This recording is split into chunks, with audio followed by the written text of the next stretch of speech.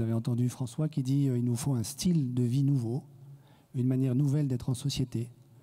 Et si je ne m'ouvre pas à une nouveauté radicale, si je fais que répéter des schèmes anciens, alors je ne pourrais pas être ouvert moi-même, accueillir quelque chose d'un neuf radical.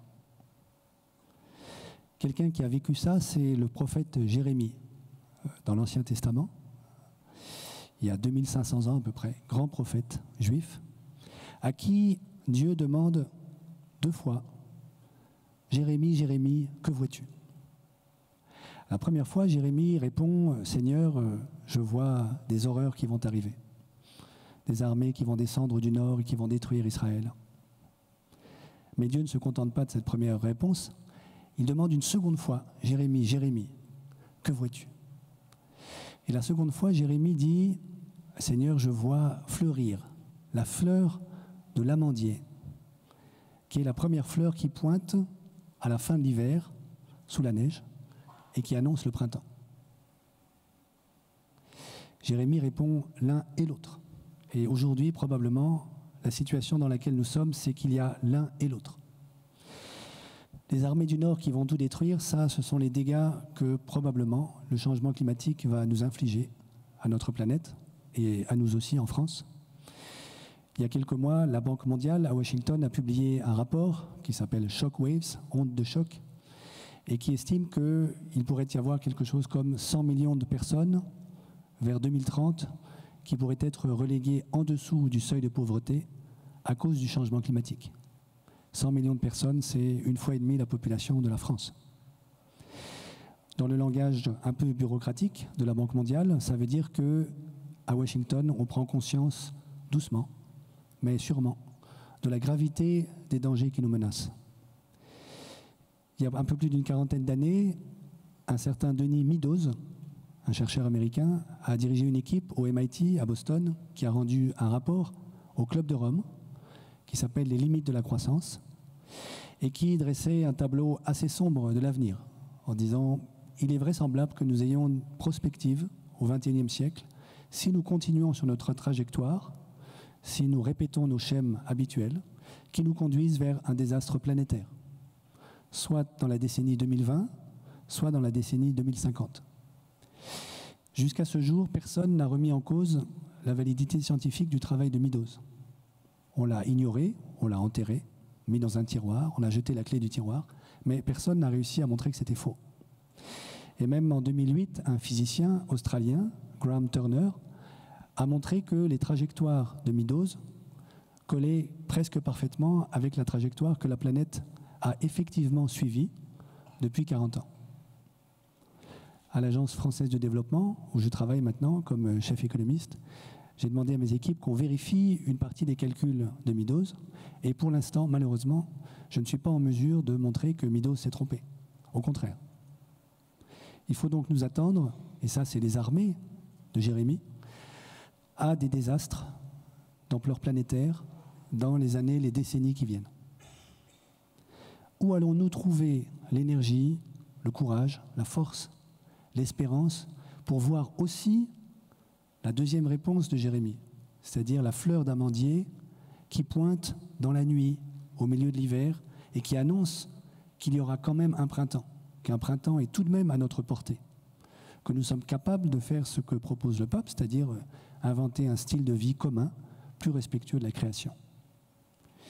Et je crois que c'est là que le grand projet de la transition écologique, au sens large, est devant nous, comme magnifique projet de société ouvert à tout le monde, croyants, non-croyants, qui va transformer notre mode de vie radicalement et que nous allons mettre plus d'un siècle à réussir à inventer. Il faut tout inventer dans cette affaire. Tout doit être neuf. De manière que nous puissions laisser à nos enfants et eux-mêmes aux leurs une planète habitable pour le plus grand nombre, moins inégalitaire, avec moins de pauvres et surtout davantage respectueuse du mode de vie, du rythme de vie de la création. C'est là, pour mettre en œuvre ce grand projet, à la fois politique, social, philosophique, qu'on peut vouloir puiser dans les traditions spirituelles pour trouver dans ces trésors-là l'énergie, l'espérance, qui sans doute peut à certains moments nous manquer. Et je peux vous dire que quand vous vous bagarrez sur ces questions, il y a bien des soirs où on est épuisé et découragé devant la résistance d'une partie de nos institutions à prendre au sérieux le défi climatique. Dans ces traditions, la tradition chrétienne pointe sur un aspect, qui est le fait qu'elle nous dit, avec les grands récits bibliques, qui appartiennent aussi bien au christianisme qu'au judaïsme, elle nous dit que nous croyons que cette création magnifique, dont nous voyons des images depuis plusieurs heures maintenant, elle nous a été donnée gratuitement, par une origine bienveillante, qu'on peut appeler Dieu, si on veut, origine mystérieuse, que personne ne connaît, ni vous ni moi, mais elle nous a été donnée gratuitement, pour rien, sans but préalable, sans plan construit à l'avance, ce qui veut dire qu'elle nous est confiée entièrement, et que celui qui nous la donne ne retient rien, elle nous est livrée absolument. Nous sommes en mesure de tout casser, c'est possible. Nous sommes en mesure aussi de prendre soin de cette maison commune. C'est notre liberté infinie, et notre responsabilité aussi, du coup, infinie. Qu'est-ce qui peut alimenter la prise au sérieux de cette responsabilité en chacun de nous, collectivement, dans nos institutions, politiquement? Peut-être justement le fait de prendre conscience en moi-même, progressivement, du caractère gratuit de ce don, pour rien, pour la beauté du don. Et au fond, le fait que nous passions des heures à regarder, à nous émerveiller devant des baleines qui s'amusent au milieu de la mer, c'est une manière de nous mettre dans une disposition qui me permet de me réouvrir à la gratuité de ce don. Parce que sinon, qu'est-ce qui va être à notre disposition?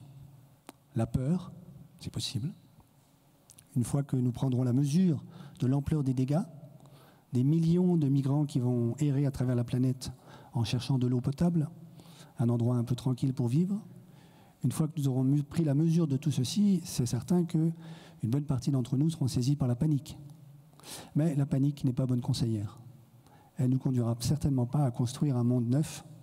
Elle nous conduira certainement à vouloir réitérer des schèmes dans lesquels nous mettrons tout notre espoir, mais qui sont des schèmes anciens. Confère par exemple la solution, entre guillemets, de la géo-ingénierie à laquelle pensent un certain nombre d'ingénieurs, en particulier nord-américains. Donc il y a la panique, certainement pas une bonne solution. Il y a le calcul intéressé, et certainement il en faut aussi un peu, mais nous sentons, je crois, que ça ne suffit pas. Le calcul intéressé est toujours trop court-termiste. Et s'il nous manque l'intérêt, est-ce que nous allons pour autant renoncer à cette belle planète? C'est ça la question qui nous est posée. Est-ce qu'on veut vivre entre 2040 et 2050 sur une planète dont les océans n'auront plus de poissons? Puisque, comme vous le savez, la pêche industrielle en eau profonde menace aujourd'hui de détruire la totalité de la faune halieutique, des poissons comestibles, sur l'ensemble de nos océans. Pas seulement les baleines, tous les poissons comestibles. Est-ce que je veux vivre dans une planète dans laquelle, en 2040, il n'y aura plus de poissons? Ou bien, il n'y aura plus d'abeilles? Vous savez aussi que les abeilles sont menacées. J'ai quelques collègues économistes qui me disent, au fond, c'est une bonne nouvelle que les abeilles disparaissent parce que ça nous obligera à polliniser avec des machines. Et en pollinisant avec des machines, ça va faire augmenter le PIB. Vous sentez bien que c'est de la folie. Si nous détruisons les abeilles, il faudra effectivement polliniser à la main, mais vous savez bien que ce ne sont pas des machines qui vont polliniser, ce sont les pauvres. Et c'est déjà ce qui se passe aujourd'hui en Chine. Des femmes pauvres pollinisent aujourd'hui à la main. Et c'est là que vous voyez le lien profond entre la justice écologique, sauver les baleines, et la justice sociale. Au fur et à mesure que nous détruisons la planète, c'est aussi une partie de l'humanité que nous allons détruire. Il y a un lien profond, intrinsèque, inaliénable entre la justice écologique et la justice sociale. Alors voilà, ce soir, nous pouvons ensemble nous réouvrir dans le silence intérieur à l'accueil de ce qui est absolument nouveau, qui va nous être inspiré par cette source inaltérable dont il était question tout à l'heure, qui est en chacun de nous. Source d'eau vive jaillissante qui, moi je le crois, est capable de nous faire inventer une planète nouvelle, une société nouvelle, qu'aucun d'entre nous ne connaît encore, mais où, enfin, nous pourrons tous ensemble nous baigner avec les baleines. Merci.